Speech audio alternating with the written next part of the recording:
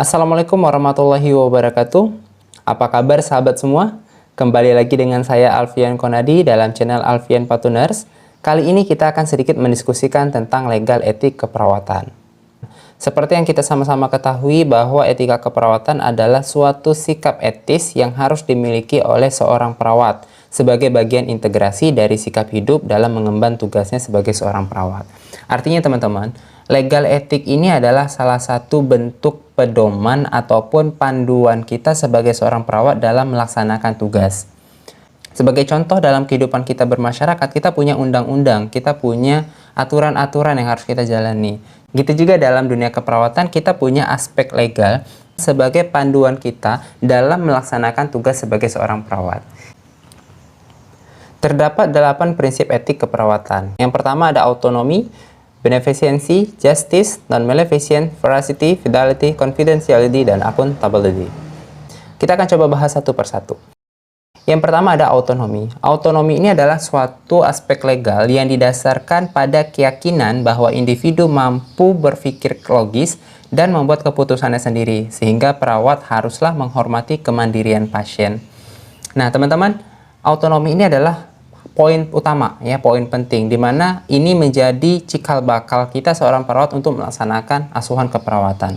Sebagai contoh, misalnya kita akan melakukan pemasangan kateter. Kita nggak bisa langsung ambil kateter langsung pasang, nggak bisa. Kita harus konfirmasi dulu kepada pasien. Kita jelaskan bahwa kateter itu seperti ini. Kalau pasien setuju, maka baru kita lakukan pemasangan kateter. Hal ini artinya adalah setiap tindakan yang akan kita lakukan kepada pasien harus berdasarkan keputusan pasien itu sendiri. Kita jelaskan, kemudian kita biarkan pasien berpikir. Kalau pasien setuju, maka kita lakukan tindakan itu. Tapi sebelum kita lakukan tindakan itu, kita pastikan dulu pasien telah menandatangani yang namanya informed consent. Kembali lagi bahwa setiap tindakan yang akan kita lakukan kepada pasien tidak terlepas dari adanya persetujuan dari pasien. Prinsip yang kedua adalah beneficence. Beneficence ini adalah prinsip yang menuntut perawat itu harus melaksanakan hal-hal yang baik sesuai dengan ilmu dan kiat keperawatan dalam melakukan pelayanan keperawatan. Artinya teman-teman, setiap tindakan, setiap apapun yang akan kita lakukan kepada pasien harus berdasarkan azas kemanfaatan. Ada nggak manfaat bagi pasien itu? Sebagai contoh adalah kita itu melindungi dan menjaga hak pasien, mencegah bahaya yang menimpa pasien dan membantu pasien dalam keterbatasan. Sebagai contoh, pasien yang mengalami stroke, kita nggak mungkin memaksakan pasien itu untuk berjalan ke kamar mandi, untuk buang air kecil. Tapi karena kita memiliki asas beneficence, artinya berbuat baik, maka kita bantu pasien itu melakukan BAK, BAB di tempat tidur karena pasien mengalami keterbatasan. Dan ini adalah salah satu perbuatan baik yang harus kita lakukan kepada pasien. Prinsip etik berikutnya adalah justice. Justice ini direfleksikan dalam praktek profesional keperawatan, yaitu adalah ketika perawat itu bekerja dengan memperhatikan keadilan sesuai dengan standar praktik dan hukum yang berlaku. Sebagai contoh, kita sebagai seorang perawat harus berlaku adil ke semua pasien, tidak membeda-bedakan pasien, dan memberikan tindakan sesuai dengan asas keadilan.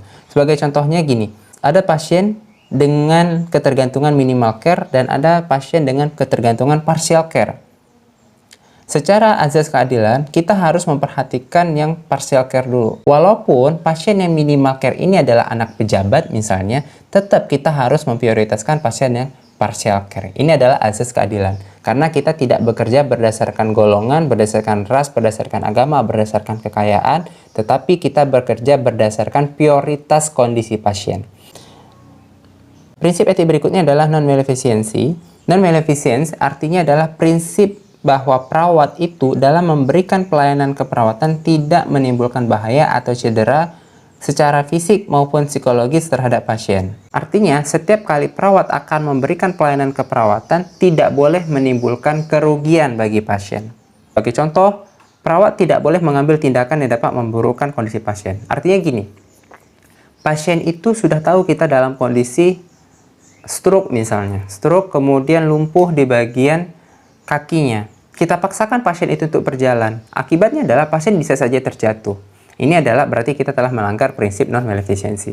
Artinya, balik lagi, setiap tindakan yang akan kita lakukan kepada pasien tidak boleh menimbulkan kerugian ataupun yang mengakibatkan kondisi pasien semakin memburuk.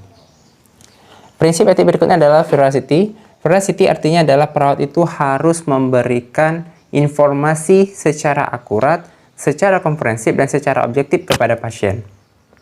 Sebagai contoh, perawat menyampaikan kondisi pasien dengan baik sesuai dengan kondisi pasien yang sebenarnya dan tidak ada yang ditutup-tutupi. Maksudnya, kalau pasien itu menderita HIV, ya kita sampaikan bahwa bapak atau ibu menderita HIV. HIV itu adalah A, B, C, D. Kita jelaskan semuanya. Tidak perlu kita tutup-tutupi. Kenapa? Khawatirnya kalau ada hal yang kita tutupi justru akan membahayakan pasien itu sendiri. Nah, hal ini berkaitan juga dengan prinsip etik yang lainnya. Kalau pasien menyatakan tolong jangan sampai ada keluarga saya yang tahu, maka kita hargai karena itu otonomi pasien. Dan juga berhubungan dengan prinsip etik berikutnya adalah kerahasiaan. Oke, prinsip etik berikutnya adalah fidelity. Ini nyambung dengan yang veracity. Kita harus menepati janji. Kalau kita sudah menyatakan, iya, saya tidak akan menyebarkan informasi Bapak, maka kita tidak boleh menyebarluaskan informasi kondisi pasien. Kenapa? Karena fidelity adalah perawat memiliki komitmen dalam menepati janjinya, ya, dan menerapkannya dalam melaksanakan pelayanan keperawatan. Contoh kedua adalah kalau kita janji ketemu sama pasien jam 10, maka kita harus ketemu dengan pasien jam 10. Nggak boleh jam 11 ataupun jam 12. Yang selanjutnya adalah confidentiality. Confidentiality ataupun kerahasiaan adalah berkaitan dengan informasi pasien yang harus kita jaga, kecuali dalam keperluan pengobatan, upaya peningkatan kesehatan, ataupun permintaan pengadilan. Sebagai contoh adalah perawat itu harus menjaga rahasia pasien. Kecuali pasien itu bilang, boleh. Tapi kalau pasien bilang, tolong jangan sampaikan informasi kesehatan saya ke siapapun, termasuk istri misalnya, maka kita harus menjaga rahasia itu. Kecuali atas kepentingan pengobatan ataupun pengadilan. Dan satu hal lagi adalah bahwa perawat harus memastikan bahwa berkas rekam medik pasien itu tidak boleh keluar dari ruangan rawat. Kenapa? Hal ini bisa saja menimbulkan bocornya informasi tentang kesehatan pasien. Nah, prinsip etik yang berikutnya ataupun yang terakhir adalah accountability. Akuntabilitas adalah standar yang pasti bahwa tindakan seseorang itu harus berdasarkan azas profesionalisme tanpa terkecuali. Maksudnya, perawat itu harus bertanggung jawab terhadap dirinya, terhadap profesi, terhadap pasien, dan terhadap teman sejawat. Dan perawat harus bertanggung jawab terhadap semua tindakan yang ia lakukan. Perawat telah diberikan tugas, contoh, si A diberikan tugas melakukan asuhan keperawatan pada pasien A. Maka kita karena sudah diberikan tanggung jawab terhadap pasien A, kita harus melakukan asuhan terhadap pasien A. Kita kaji keluhannya, kita beri tegakkan intervensi, kita lakukan implementasi, dan jangan lupa setiap apa yang telah kita lakukan, kita dokumentasikan sebagai bentuk tanggung jawab kita. Baik teman-teman, mungkin sampai di sini saja diskusi kita kali ini. Jikalau teman-teman ada yang ingin dipertanyakan, silahkan tulis di kolom komentar. Insya Allah saya akan bantu jawab. Dan jikalau ada hal-hal yang salah dari penyampaian saya tadi, mohon dimaafkan dan mungkin boleh dikoreksi di kolom komentar. Karena sejatinya kita sama-sama belajar. Dan jangan lupa untuk di-subscribe channel ini, di-like jika bermanfaat, kemudian di-share kepada teman-teman agar teman-teman kita yang lain juga mendapatkan informasi yang sama. Demikian yang dapat saya sampaikan. Terima kasih. Assalamualaikum warahmatullahi wabarakatuh.